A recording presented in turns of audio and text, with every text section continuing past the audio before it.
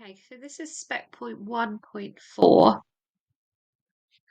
which is all about the cardiac cycle. So I've got these three images here because it's much easier than trying to draw them, and I'll just annotate onto here. So the first thing to know is the three stages.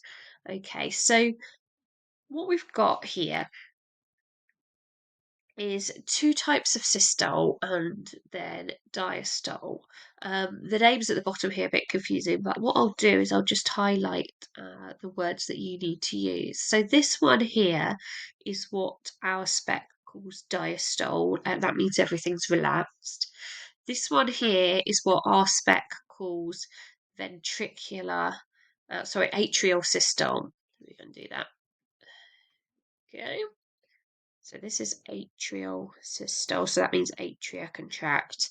And this one is ventricular systole, which means the ventricles contract. Okay, so diastoles relax, systoles contract. Okay, so this one means everything. By everything, I mean atria and ventricles. So everything relax means not contracting. Atrial systole means atria contract. So that means the muscles squeezing in, contracting. And then ventricular systole means the ventricles contract. Okay, so let's go through each one in turn. So first of all, over here, when everything's relaxed, when we've got diastole, what happens is the blood gradually moves in. So blood moves into the heart, we know, through veins. So blood moves into the atria here and the atria here.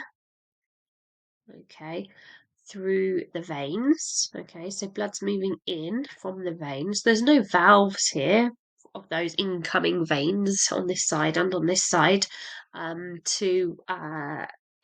to control that blood coming in.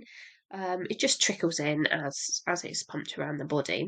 Okay, when the pressure in the atrium, which remember is this part here, gets higher than in the ventricle, it will open this valve here, which we call the atrioventricular valve. Okay, so when the pressure is higher, so I'll put an H for higher in the atrium and lower in the ventricle, it opens this valve and the blood moves in from the atria to the ventricle. So the blood's slowly trickling into the top here from the through these tubes here, through our veins. Same on this side. Here's our vein coming into this side.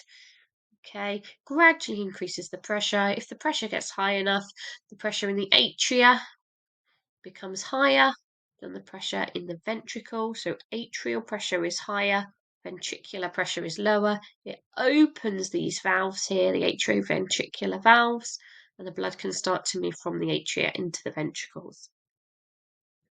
In this next stage here, the atria are going to contract. So if the atria are contracting, that means the walls of this atria here are going to start to squeeze in. And that means that the volume of that atria there is going to get less and less. So if the volume decreases, think about the same amount of blood being squeezed into a smaller space. That means that the pressure in there will increase. So that means that will ensure that this atrioventricular valve here opens and the blood will move from the atrium into the ventricle. Now, at the moment, the pressure isn't high enough here to open this next valve. It's probably still going to be closed, and we'll open that one in the next stage.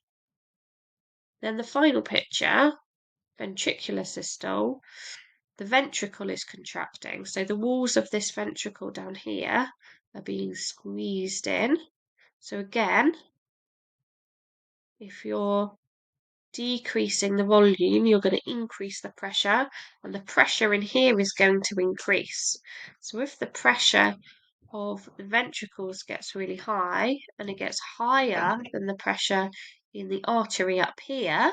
That's got a lower pressure. Sorry, that should be an L. So we've got a lower pressure in the artery there. That's going to open this valve here. So when the pressure in the ventricle is higher than the pressure in the artery, it's going to open this valve here, which we call the semilunar valve, and the blood can move from the ventricle out into the artery and out of the. Same thing happens on both sides of the heart.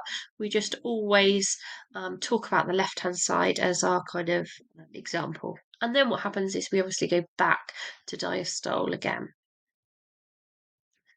So if we set our background back to white, well, let's go through our stages. So first stage, we had diastole. So diastole means that everything's relaxed. The word diastole means relaxed. So the atria and the ventricles are relaxed. Okay, so what's going to happen is simply that, let's just make that a bit bigger. What's going to happen then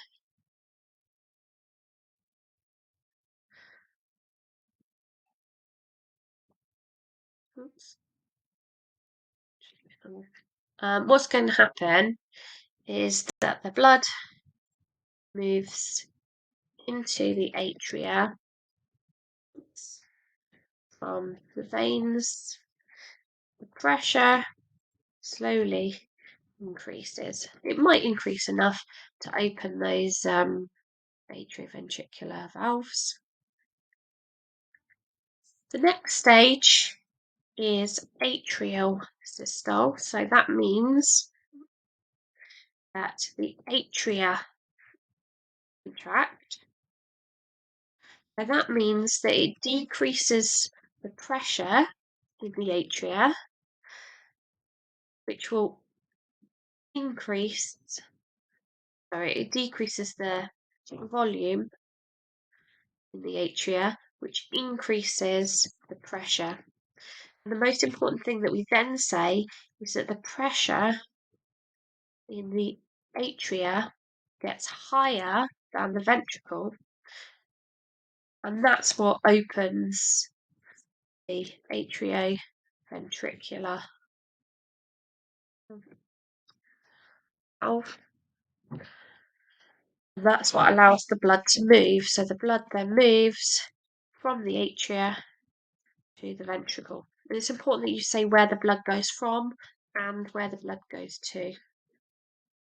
Okay, the final stage is your ventricular systole, which is really similar to your atrial systole. So let's have a look. So instead of being called atrial systole, it's called ventricular systole, and this time it's the ventricles that contract.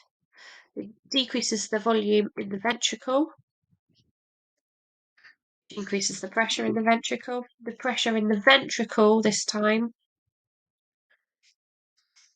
is higher than in the artery, because that's what we've got on the other side of that valve. The valve isn't the atrioventricular, it's the semilunar. Okay, so it opens the semilunar valve, sorry, that's my child. So it opens the semilunar valve, and the blood's going to move from the ventricle to the artery and back out of the heart again. So you can see how similar those two stages are. Okay.